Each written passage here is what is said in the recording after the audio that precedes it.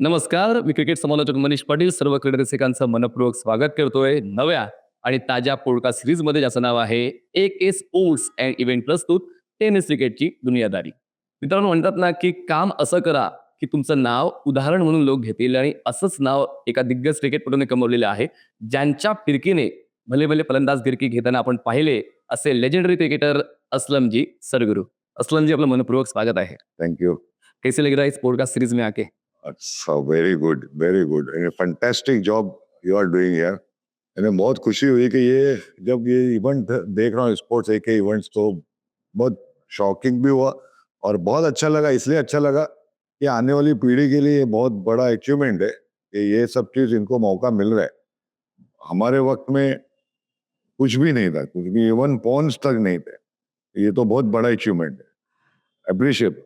बदलते दौर के साथ आगे बढ़ना पड़ता है। Definitely, definitely. तो आपके डेली रूटीन के बारे में मैं जानना चाहूंगा। डेली रूटीन अभी तो मैं फिलहाल एक ऑफिस में हूँ, साथ में कंस्ट्रक्शन के, इसमें 2-3 घंटा रहता, बट मेरा एमसीए से मैं जुड़ा हुआ हूँ।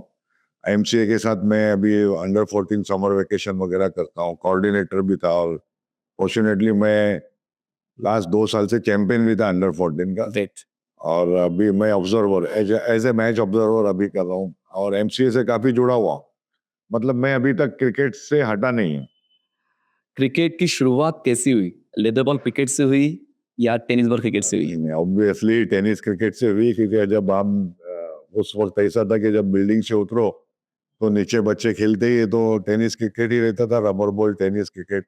और वहां से इतना बड़ा जुनून था कि वो टेनिस क्रिकेट खेलते खेलते, मतलब मुझे एक अच्छा मौका मिला। हार्डली मैं 12 साल का था जब मुझे मौका मिला। मेरी बड़ी टीम में, हमारी टीम बिल्डिंग की 2 टीम 3 टीम हुआ करती थी, ए टीम, बी टीम, सी टीम। तो मैं भी ऐसी टीम में खेलता था, लेकिन उन लोग ने देखे तो मुझे ए टीम में उन लोग ने इनवाइट किए, तो मैं खेला भी काफी। फिर वो एक मैच खेला है उन लोगों ने सॉरी, एक मैच खेला है जिसमें मतलब उन लोग का ऐसा एक अंदर, मतलब टीम का एक होता कि जो 5 विकेट लेगा उसको एक कोका कोला मिलेगा। कोका कोला दैट टाइम मतलब बड़ा वो था, अचीवमेंट समझो कि बहुत बड़ी चीज मिल रही है मुझे। और 25 रन बनाओगे तो आपको एक कोका कोला मिलेगा। अब मैं 12-13 साल का था, 12 साल में, तो उसमें मैं बैटिंग पे गया और मैंने कुछ 23 रन बना के मैं आउट हो गया। अब 23 रन बना के आउट हो गया तो मैं तो एक्चुअली बहुत फील हुआ और मैं रोने लगा कि मेरा कोका कोला चला गया। तो उन लोगों ने मुझे बहुत अप्रिशिएट किए, उन लोगों ने बहुत मुझे कोका कोला भी पिलाया और बहुत मतलब शाबाशी भी दिए। और इतना मतलब इसमें उन लोगों ने लेके आए जोश में कि मेरा जुनून बढ़ता गया।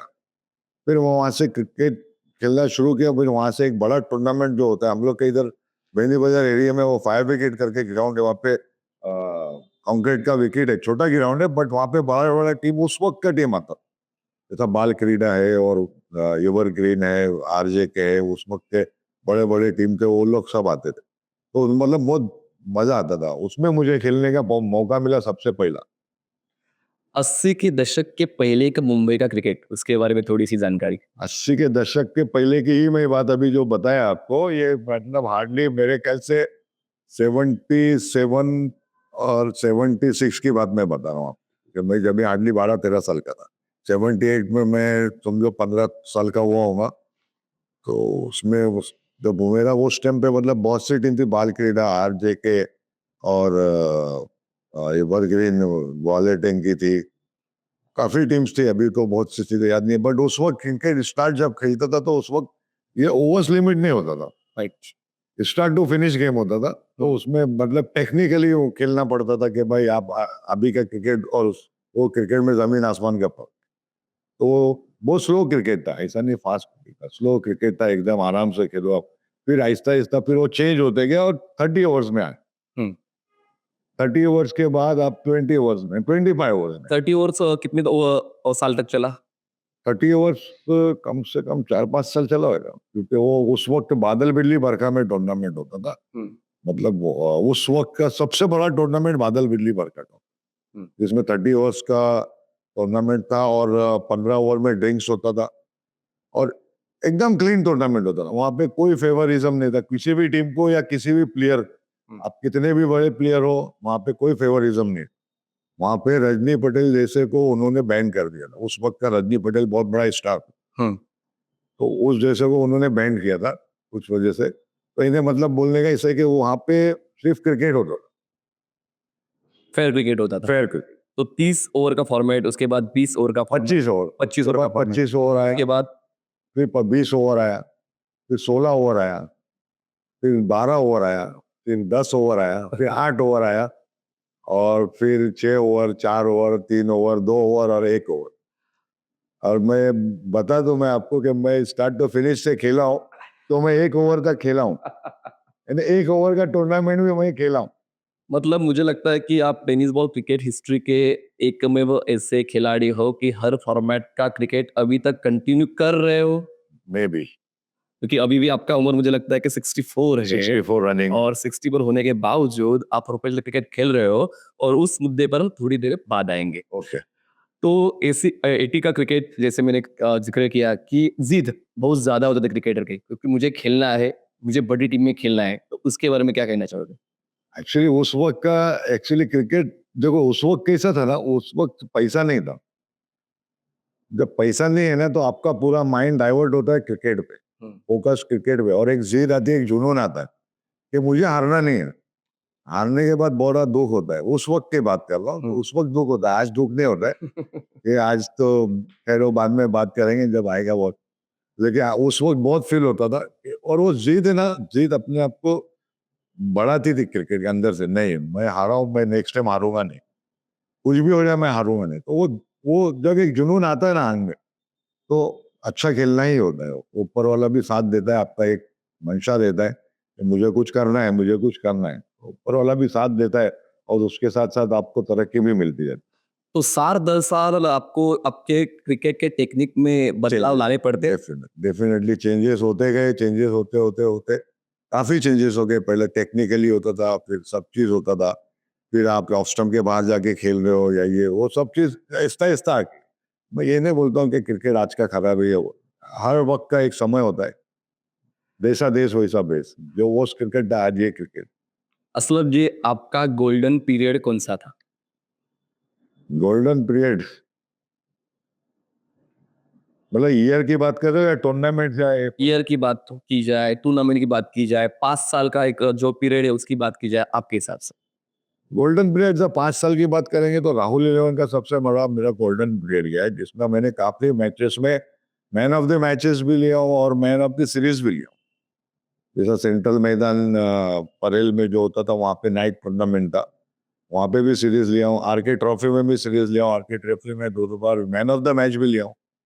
यानी ये सब टूर्नामेंट मेरा मतलब गोल्डन पीरियड राहुल इलेवन और यूनिक क्रिकेट क्लब से ही गए। राइट। राहुल 11 तक हम आएंगे, लेकिन शुरुआती दौर में जैसे आपने कहा कि टीम्स कम थी, जो थी वो जिद्दी टीम थी, और आप जिस टीम में खेल रहे हो तभी टेलीफोन चलता होगा शायद, कनेक्टिविटी का प्रॉब्लम है, ट्रांसपोर्टेशन का प्रॉब्लम है, तो कैसे आप इकट्ठा होते थे एक जगह पर एक टूर्नामेंट के लिए? एक्चुअली उस वक्त का दौर ऐसा था ना कि बहुत कम, जैसा आपने बताया ना टेली कम्युनिकेशन का या कम्युनिकेशन की बात कर रहे हैं आप, तो उस वक्त ऐसा था कि एक जैसा कॉलोनी होती है या मोहल्ला होता है या जो भी होता है, तो सडन है ना वो जो टीम होती थी ना, वो पर्टिकुलर वो एरिया की ही टीम होती थी। तो उसमें आपको कम्युनिकेशन के लिए आपको किसी को कॉल करने की जरूरत नहीं पड़ती थी। हाँ। एक एक बिल्डिंग, एक ये बिल्डिंग में रहता है, ये बिल्डिंग में रहता है, आजू बाजू में सब लोग ज्यादातर रहते थे। तो और पहले का दौर ऐसा था ना कि आप एक टीम में खेल रहे हो ना, तो आप एक ही टीम में खेल रहे हो। Very good. वो प्लेयर टीम के नाम से जाना जाता था कि ये बंदा है तो ये टीम को खेलता है। आज वैसा नहीं है, मतलब आज अलग है।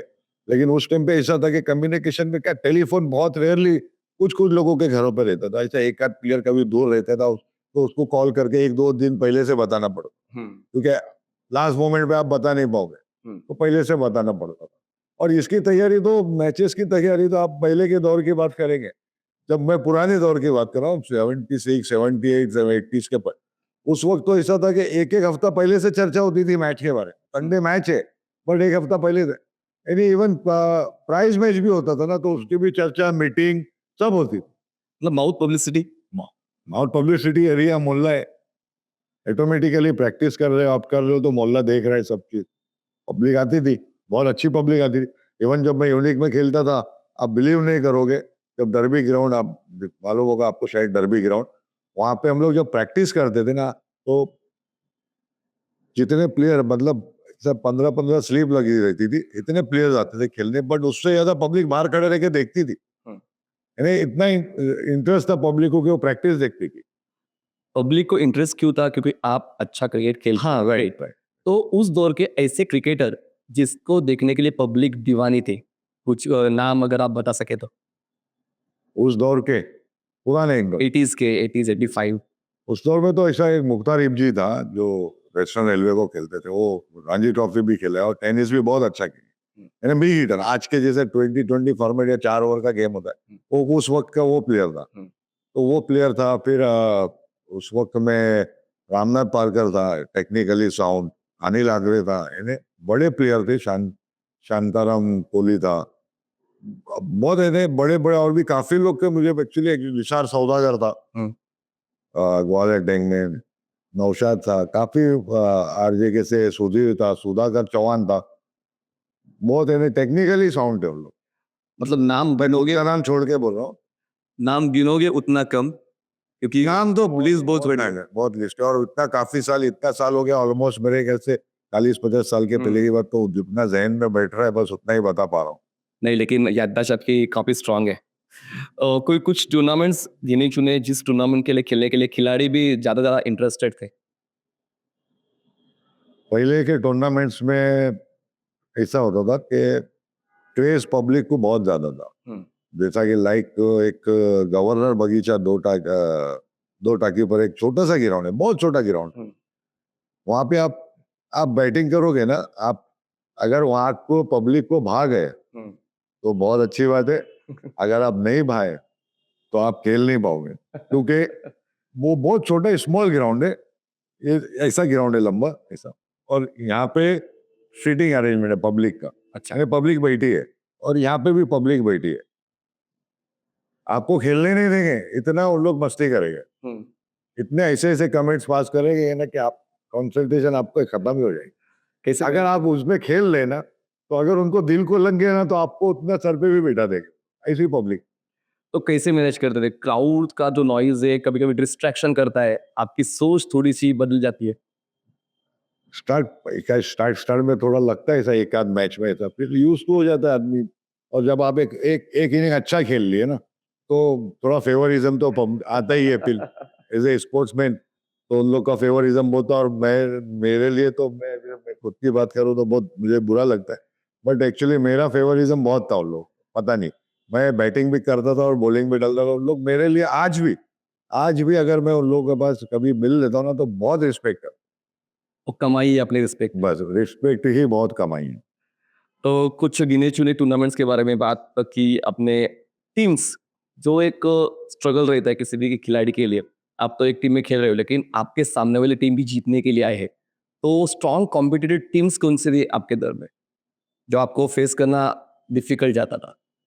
पहले से बताऊं मैं आपको, तो उस वक्त की टीम थी बाल क्रीडा थी, और आरजे की थी, गणेश गली थी, और एवरग्रीन ग्वालियर टैंक की थी। फिर उसके बाद जैसा जैसा चेंज होते गया तो तिलक चौक आई, मैचलेस आई, और अजीत पुत्रन का टीम था एक बहुत क्या नाम था, क्रेसी के पहले वाली टीम। तो इसी के पहले वाली टीम, उसको मैं अभी भी पूछता हूँ, भूल गया मैं एक्चुअली, उसका नाम मुझे ध्यान में नहीं आ रहा है। वो बहुत अच्छा टीम था, गोरेगांव का ही था शायद। वो बहुत अच्छा टीम था। उन लोग का ऐसे काफी टीम्स थे जो मतलब टफ टीम थी, टफ। आप तो बेहतर खेलते हो, लेकिन कॉम्पिटिटर टीम से कुछ सीखने को मिला? देखो कैसा है ना, जब मेरा ज्यादातर, मैं मेरे खुद की बात करूँ ना, तो मैं बंधन मेरा एक नेचुरली ऐसा था कि मैं बॉलिंग डाल रहा तो बैट्समैन को रीड करके डालना था, राइट।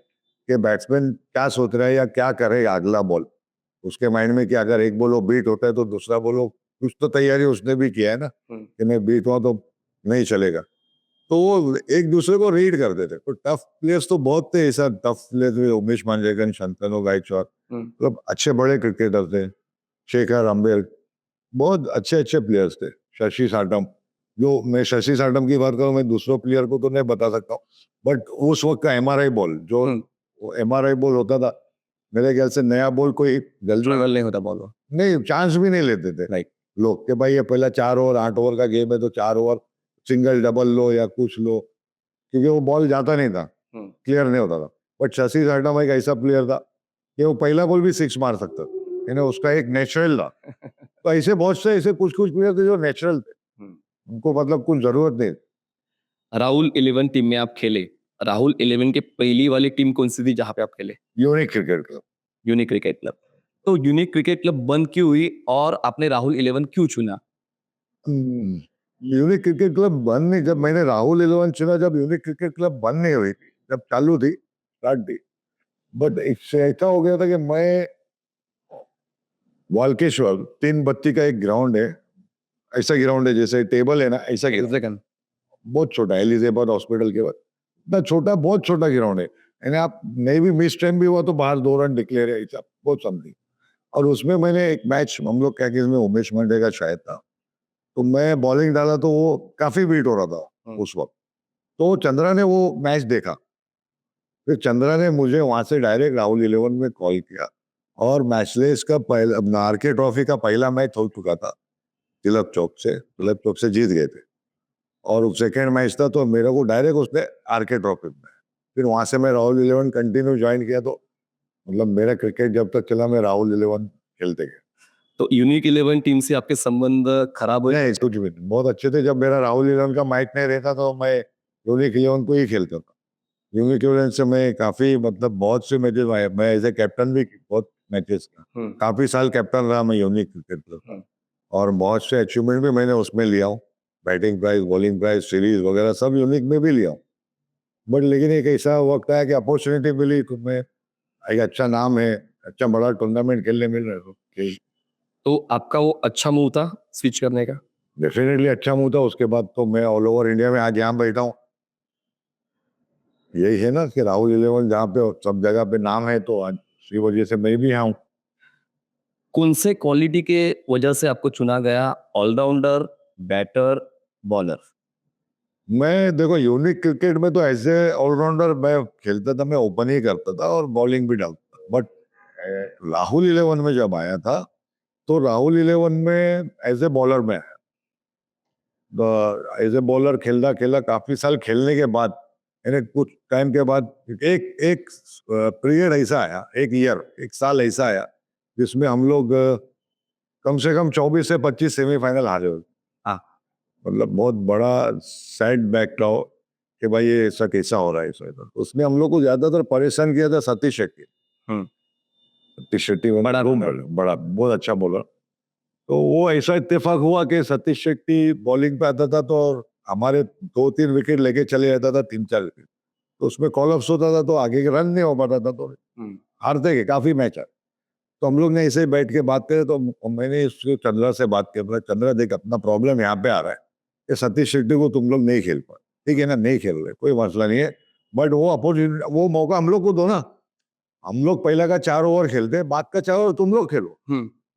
सतीश शेट्टी को भी खेलना, हम लोग खेलते ना, सिंगल डबल करके कैसा भी उसका ओवर निकाल लेंगे। तो उसके दिमाग में आया चंद्रा के, बोले ठीक है, तो मैं ओपन जाने लगा। तो बस वो ऊपर वाले की मेहरबानी थी कि हम लोग उसका ओवर खेल लेते थे, और बाकी बाद में आके पीछे फिर कल्याणी, बॉन्ड लोग सब डेंजर थे, तो वो सक्सेस हो गया। फिर उसके बाद हारे नहीं। दिमाग चलाया आपने? ये तो इतने साल खेल रहे, तो कुछ ना कुछ थोड़ा चल जाता है। आपने हर फॉर्मेट का क्रिकेट खेला। ओवर का अगर मसला लिया जाए तो मतलब अनलिमिटेड ओवर से आप 1 ओवर के फॉर्मेट खेल चुके हो, और मेरे ख्याल से आप पहले गेंदबाज हो जो टेनिस बॉल क्रिकेट में गुगली डालते थे। हाँ, उस वक्त 1970s के बात कर रहा हूँ, तो 70-80s में गूगली तो जल्दी किसी को पता नहीं था, क्योंकि उस वक्त वैसा लेग स्पिनर ज्यादा कोई दिखता नहीं था, राइट आर्म लेग स्पिनर बहुत रेयरली दिखते थे। तो उस वक्त टेनिस में गूगली डालने वाला शायद था, मैं शायद पहला आदमी होऊंगा तो टेनिस में गूगली डालता था। और मैं मतलब मुझे जो अजीत पुत्र ने बहुत फेवर कर, बहुत मतलब उसका शायद मैं फेवरेट था, और मेरा भी वो फेवरेट है, आज की तारीख में मेरा फेवरेट है। ओमकार देसाई है, काफी मतलब अच्छा प्लेयर है, और अच्छा इंसान भी है। मतलब वो ग्राउंड में कुछ भी करता होगा, बट बाहर वो अच्छा इंसान। तो जैसे आपने इन्वेंशन किया गुगली का टेनिस बॉल क्रिकेट में, मैं उसके लिए बहुत मेहनत किया हूँ। तो बल्लेबाज आपसे डरते थे? अब नहीं तो बल्लेबाजी बता सकता है, मैं कैसा बताऊं। मुझे एक्चुअली ये कोई दूसरा बोले तो ज्यादा बेहतर होगा। तो आप ऐसे बल्लेबाज को चुनते थे जिसको आप टेंशन दे सको? नहीं, चुनता तो देखो एक्चुअली कैसा था ना, हम लोग का टीम में राहुल इलेवन में कैसा था ना कि परमानेंट, जैसा कि मैं पहला ओवर डालूंगा और तीसरा ओवर डालूंगा, ये हम लोग में चलता था ऐसा।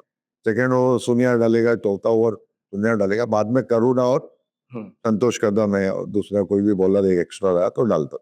ये ऐसा चलता था। तो स्टार्ट में ज्यादातर अच्छे ही बैट्समैन आते ना, तो उन लोगों में मुझे ही डालना पड़ता। आरके ट्रॉफी उस दौर की बड़ी टूर्नामेंट जहां पे हर खिलाड़ी को कमाना है, हर खिलाड़ी को पैसे भी कमाने हैं, नाम भी कमाना है। तो आपका जो करियर था, उस करियर की सबसे बड़ी टूर्नामेंट आरके ट्रॉफी थी।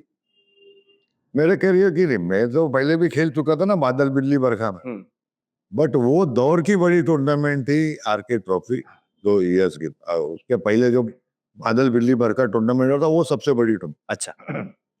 हमें पहले भी खेल चुका था, तो मेरे लिए आरके भी मतलब इतना था कि उस वक्त पैसा उतना नहीं था, बट आरके में पहला पैसा शुरू हुआ। ओके। तो कैसे थी आपकी स्ट्रेटेजी, क्योंकि एक बड़ी टूर्नामेंट में खुद को साबित करना है, आपने जो फैन बेस कमाया है उनका मन रखना है, तो उसके लिए कैसी तैयारी? फर्स्ट ऑफ ऑल तो मैं बोलूं कि मैंने लाइफ में मैंने कभी भी पैसे के लिए क्रिकेट नहीं खेला। राइट। ये मतलब ये चंद्रा को अगर आप पूछोगे तो बता देगा कि वो स्टोरी जो थी, जब हार के हम लोग फर्स्ट टूर्नामेंट जीते, फाइनल जीतने के बाद, उस वक्त तो ऐसा दौर था कि मैं जाता भी था अपने पैसे से ही, ट्रैवलिंग करता था, खाना भी चुपचाप अपना ही जाके खाता था। बाद में चंद्रा ने जब ऑब्जर्व किया तो मुझ पे मतलब काफी भड़का हो गया, यार ऐसा नहीं करने का, सबके साथ में सब खाएंगे, वो उन लोग का पैसा स्पॉन्सर करता है, तेरे नहीं खाने से कुछ फर्क नहीं पड़ रहा है। तो जबरदस्ती मुझे ज्वाइन करने लगा। बट लेकिन जब आरके ट्रॉफी जीते फर्स्ट ईयर और प्राइज डिस्ट्रीब्यूशन हुआ, तो मैं तो पहले ही घर चला गया। मुझे पहला पैसे का ही दिमाग में नहीं रहता। अब चंद्रा ने मुझे घर पे पैसा लाया, जब इत्तेफाक से मैं घर पर नहीं था, मेरी अम्मी थी, तो भाई था बड़ा, भाई ने मेरे बहुत सपोर्ट किया है, इन्हें बहुत ही सपोर्ट किया, उस वक्त के दौर में बहुत ज्यादा सपोर्ट किया। मेरी अम्मी और होती, चंद्रा ने आके बैठा, बात किया, और कुछ 9,500 या 10,500 रुपया था उस वक्त की बात। तो उस वक्त बहुत बड़ी रकम थी। तो चंद्रा ने दिया कि भाई ये असलम का पैसा है, आप ये रखो। तो मेरी अम्मी बोली नहीं नहीं भाई, हम लोग पैसे के लिए, वो बच्चा खेलता नहीं है मेरा, पैसा मत दो, मेरा जो पैसा लूंगी नहीं। मैंने बहुत जिद किया उसने, बोले नहीं आपको लेना पड़ेगा, नहीं नहीं मैं पैसा नहीं लूंगी। बोले मेरा बच्चा ऐसा, फिर बोलता है अरे चंद, बोले माजे आप अगर पैसा नहीं लोगे तो ये पैसा दूसरे प्लेयर में चले जाएगा, क्या फायदा है? मेहनत उसकी, हक उसका है। आप बिलीव नहीं करोगे, चंद्रा ने मेरे माँ के गोद में डाला और भाग गया। आज चंद्रा को आप पूछोगे तो बता देगी। तो मुझे ये पैसे का मतलब आज भी मुझे इतना वो शौक नहीं है कि मैं पैसे के लिए खेलूं। तो उस टूर्नामेंट के बाद पैसे आता गया? हाँ, पैसे आते। हर टूर्नामेंट के बाद आपको जो है, आपने जो जीता है वो मिलता है? देखो भाई, आप जब कहीं पे उतरोगे, अब उस पैसे ही डल जाओगे ना आप। लेकिन हाँ, ऐसा है कि मैंने किसी से मांग के पैसे नहीं लिया, जो हक का पैसा, खुद का पैसा, राइट, जो आपने जीता हुआ है। जीता हुआ पैसा वही पैसा। राइट। 50 साल का आपका करियर है और अभी भी कंटिन्यू चल रहा है, सबसे बड़ी अचीवमेंट कौन सी है? सबसे बड़ी अचीवमेंट तो राहुल आरके ट्रॉफी का मैन ऑफ द सीरीज, तो बड़ा अचीवमेंट है। फिर सेंट्रल मैदान में भी ऐसा ही 1 लाख का टूर्नामेंट था, वहां पे भी मुझे मैन ऑफ द सीरीज मिला। तो ये मेरे लिए बहुत बड़ा अचीवमेंट है। इतना बड़ा क्रिकेट खेलने के बाद आज भी आप क्रिकेट खेल रहे हो और 40+ नहीं खेल रहे हो, 50+ नहीं है, रेगुलर प्रोफेशनल क्रिकेट खेल रहे हो, तो उसमें रेगुलर, थोड़ी सी एक्चुअली मैं रेगुलर खेल नहीं रहा हूँ, बट ऐसा ही उस वक्त के दौर में, अभी 1-2 साल पहले की, 2 साल लॉकडाउन के बाद, तो लॉकडाउन में बैठे बैठे सब वो हो गया था। तो ऐसे ही हमारे डोंगरी का टीम है, उन लोग का क्रिकेट चालू था, तो उन लोग मेरे को बोले आप भी आके खेलो, असल में आप खेलो। तो मैं उनके टूर्नामेंट जाके खेलने लगा, ओपन रेगुलर जो टूर्नामेंट। बस वो बॉलिंग गिरते गई तो खेलते गया, फिर बाद में मैं सोचा नहीं मैं कहीं रेगुलर नहीं हो जाऊं, तो मैंने फिर छोड़ दिया। क्या बात। फैमिली सपोर्ट के बारे में क्या? Family support, family always support की है, फैमिली ने कभी भी मुझे खेलने के लिए रुकावट कभी नहीं। 64+ आप हो और उसके लिए फिटनेस कायम रखना जरूरी है, डाइट पर आपको वर्कआउट करना जरूरी है, एक्सरसाइज करना जरूरी है, तो आप उसके लिए क्या करते हो? मैं आज, टू बी फ्रैंक, मैंने आज तक डाइट नहीं किया हूँ। डाइट क्या है मुझे पता नहीं, क्योंकि मैं कभी इस पे बिलीव ही नहीं किया हूँ। बस ये नेचुरल है। और आप जितना टाइम ग्राउंड में बैठोगे, जितना टाइम ग्राउंड में आप रहोगे, ऑटोमेटिकली फिटनेस आपकी हो जाती है। थोड़ा थोड़ा भी आप खेलोगे या थोड़ा थोड़ा, उसके लिए मैं जब स्टार्ट किया था कैरियर लेदर से, जब स्टार्ट किया था ना, मैं उस पर थोड़ा सा बात कर, राइट, कि लेदर क्रिकेट जब स्टार्ट किया था शशानियन क्रिकेट क्लब से, तो हमारा एक ग्रुप था। हम लोग सुबह 5:30 ग्राउंड पे पहुंच जाते थे, 5:30 से 6 बजे। तो वो एक्सरसाइज फिटनेस जो भी करना, वो 1-1.5 घंटा हम लोग फिटनेस ही करते थे, उसके बाद क्रिकेट स्टार्ट करते। हम्म। तो वो फिटनेस का दौर जो था ना, उस वक्त का जितना फिटनेस फिटनेस फिटनेस, फिर बाद में लेदर क्रिकेट जब चालू हुआ तो ऑटोमेटिकली फिटनेस पे जाना पड़ा।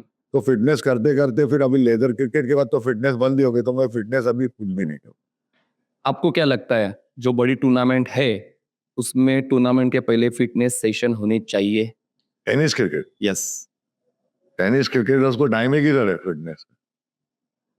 एक्चुअली उन लोग जिम वगैरह करते हो कि आज के क्रिकेटर्स लोग, no doubt, but as a fitness बोलोगे ना तो इतना वक्त नहीं मिलता। हम लोग के दौर में जब हम लोग कभी कभी ऐसा इत्तेफाक होता था कि फ्राइडे रात को निकलते थे टूर्नामेंट खेलने के लिए और मंडे सुबह आते थे, तो आप कहाँ फिटनेस करोगे? वो 3 दिन का क्रिकेट खेलने के बाद आप 2 दिन तो आपको आराम करना जरूरी है। Right. फिटनेस आप कब करोगे? वो फिटनेस वो हो जाता है, ओके। उसी में रूटीन में आ जाता है, बिजी क्रिकेट होने के बाद हो फिटनेस हो लेवल हो जाता है। अगर आप पूरा दिन रेगुलर रेगुलर खेल रहे हो तो आपको फिटनेस तो रेगुलर हो ही गया। 40+ क्रिकेट चालू है, 45+ चालू है, 50+ चालू है, तो 40+ क्रिकेट रेगुलर होना चाहिए। 40+ क्रिकेट होना चाहिए, ठीक है, क्रिकेट तो कोई भी एज का फैक्टर नहीं है, बट क्रिकेटर्स जो है, जो रेगुलर क्रिकेट खेलता है, regular in the sense open tournament खेलता है और अच्छा प्लेयर, अच्छा बड़ा क्रिकेट खेल रहा है, तो मेरे ख्याल से वो 40+ नहीं खेलना चाहिए, कि दूसरे को चांस देना चाहिए। और जो 40+ खेल रहा है वो फिर रेगुलर नहीं खेले ना। आप सब जगह पे जमोगे तो किसी को दूसरों को तो मौका दो। रेगुलर 50+ ओके, 50+ में सब इक्वली, 40+ तो ठीक है, आज के दौर में 40+ में भी आदमी फिट रहता है। मैं अभी 60+ क्रिकेट खेल रहा हूँ, मैं 60+ आउट ऑफ मुंबई जाके खेलता हूँ थोड़ा। अभी हमारा एक टीम है, अनिल भालेराव का टीम है, जिसमें अजीत पुत्रन भी साथ में खेलते थे, तो हम लोग का काफी अच्छा टीम है। अभी वो टीम का नाम आप सुनोगे तो आप बोलोगे आप ये टीम में खेल रहे हो। उमेश मांजरेकर भी है, अजित पुत्रन भी है, विनोद केनी भी है, अन्नू कामत भी है, जग्गू राणा भी है, सब प्लेयर है बॉम्बे के जितने अच्छे प्लेयर है। तो उसमें कॉम्बिनेशन अच्छा है कि भाई एक दूसरे को जानते। तो 60+ भी मैं खेल रहा हूँ। फ्रेंडशिप बहुत ज़्यादा ज़रूरी होती है और लाइफ जीने के लिए, तो फ्रेंडशिप के बारे में क्या कहना चाहिए? फ्रेंडशिप के लिए तो मैं ये कहना चाहूंगा कि अगर हम अच्छे हैं तो सब अच्छा है। फ्रेंड्स जब होगे तब आप अच्छे, किसी से आप अच्छी बात करोगे तो ही सामने वाला अच्छी बात करेगा ना। आप अपने एटीट्यूड में रहोगे तो आप मुझे एक बार जेल लोगे, बट बार बार नहीं करोगे। तो मेरा भी दिल साफ होना चाहिए फ्रेंडशिप के लिए। फ्रेंडशिप जरूरी है, क्योंकि आज की तारीख में जो हालात है, जो कोविड के बाद जो चल रहा है, कि कितने काफी यंग लड़के लोग जो देखते हैं, अभी क्लिप वगैरह आती है, ग्राउंड पे गिर गया, अटैक आ गया, जो भी है, वो तो मतलब सैड ही है, बहुत सैड है। तो आज की तारीख में अच्छे दोस्त होना बहुत जरूरी है। अच्छे दोस्त इसके लिए बोल रहा हूँ कि एक हंसी मजाक हुए तो जो आपका स्ट्रेस होता है ना, स्ट्रेस लेवल आपका काफी कम होता है।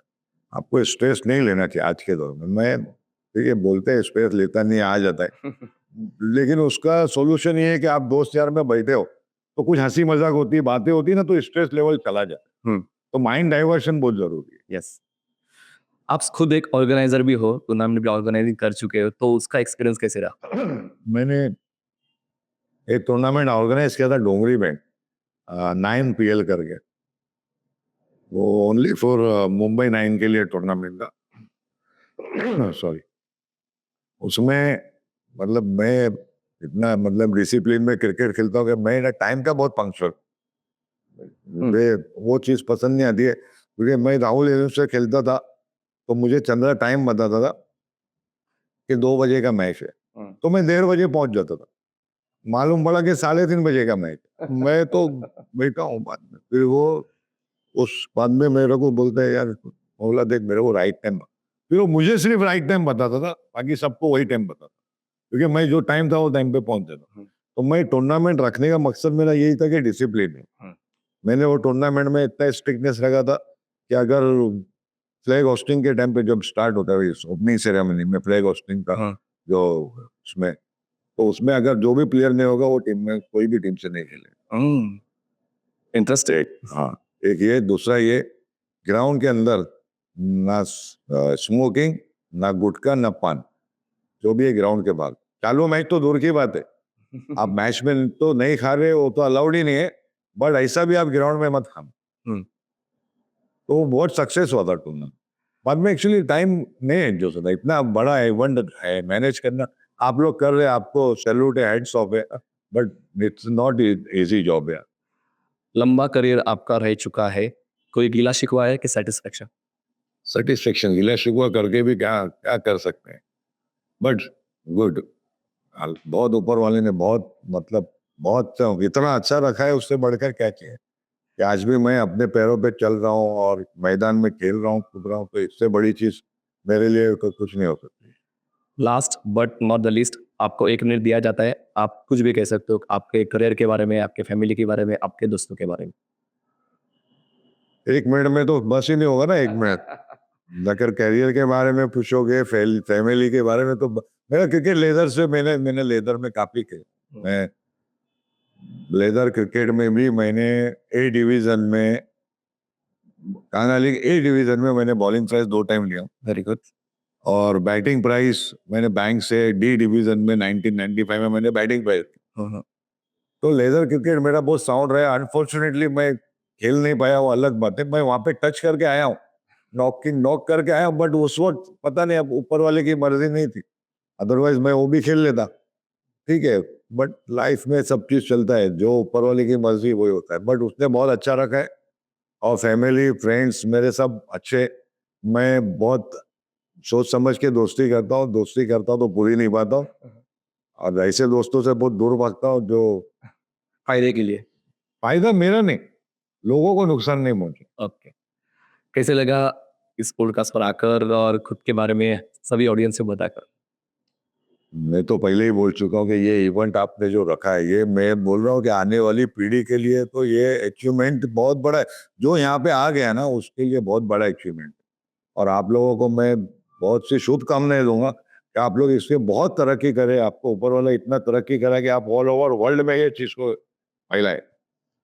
एके स्पोर्ट्स और इवेंट यूट्यूब चैनल हम लॉन्च करने वाले हैं, और ये सभी पॉडकास्ट एके स्पोर्ट्स और इवेंट पे जा रहे हैं।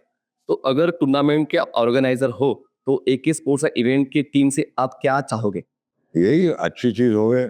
और मतलब आप लोग जो इवेंट अभी जो स्टार्ट किए हो, ये पोजीशन, ये लेवल पे आपने स्टार्ट किया, तो मुझे तो लगता है कि आप, ऊपर वाला आपको बहुत तरक्की दे, क्योंकि आपका जो मेन मेन सेट है, माइंड सेट है, तो आप जो सोच रहे हो वो बहुत अलग तरीके की सोच है। टू बी फ्रैंक, ऐसा कोई सोचता नहीं है। आपका सोच बहुत आगे है। ये तो एक समझो स्टार्ट है, बट आपकी सोच जो है ना बहुत आगे है। मैं समझ रहा हूँ इस चीज को कि आप लोग बहुत आगे जाना है, और आपको आगे जाएंगे, आप लोग आगे जाएंगे, कल आप लोग जरूर आगे जाएंगे, बहुत कामयाबी मिलेगी, क्योंकि आपकी नीयत साफ है। आप लोग एक अच्छा सोच रहे हैं। अभी मैं तो क्रिकेटर हूँ, ठीक है, बट आप लोग इतना, it's not an easy job है, बहुत डिफिकल्ट है। आपको बहुत बहुत शुभकामनाएं आपके करियर के लिए और फ्यूचर के लिए। आपने अपना बहुमूल्य वक्त दिया, इसलिए आपका आभार है। आप जैसे बोल रहे हो कि आप पहले गेंदबाजों जो गुगली डालते हो, तो उसके लिए कुछ खास टेक्निक और प्रैक्टिस? वही मैं बताने जा रहा हूँ कि मेरे मेरे बिल्डिंग में एक फखरे आलम करके एक लड़का आदमी था, दोस्त है हमारे, बड़े भाई जैसे हमारे। वो मेरा गुरु है लेग स्पिन के मामले में। पहले मैं लेदर बॉल में मैं फास्ट बॉलिंग डालता हूँ, लेदर बॉल में स्पिन, टेनिस में स्पिन डालता हूँ। तो वो मेरा गुरु है। उसका लेग स्पिन और ऑफ स्पिन बहुत डिफिकल्ट था, बहुत है, उसमें इतना पावर था ना, जैसा उमेश पांडे जैसा बॉल दबा देता था, वो उतना पावर था कि वो बॉल ऐसा दबा देता था। बहुत अच्छा क्रिकेटर था, बहुत बड़ा अच्छा क्रिकेटर। लेकिन अनफॉर्चुनेटली वो बड़ा खेल नहीं पाया, वो आउट ऑफ इंडिया चले गया टॉप करने। तो वहीं पे वो सेटल हो गया, अभी वापस आया। उसने मुझे बहुत सी लेग स्पिन बहुत सिखाया। बट गूगली में ना एक्चुअली इत्तेफाकन मेरा हाथ ना एक बार ऐसा ऐसा लेग स्पिन डालते डालते मैं ऐसा टर्न हो गया।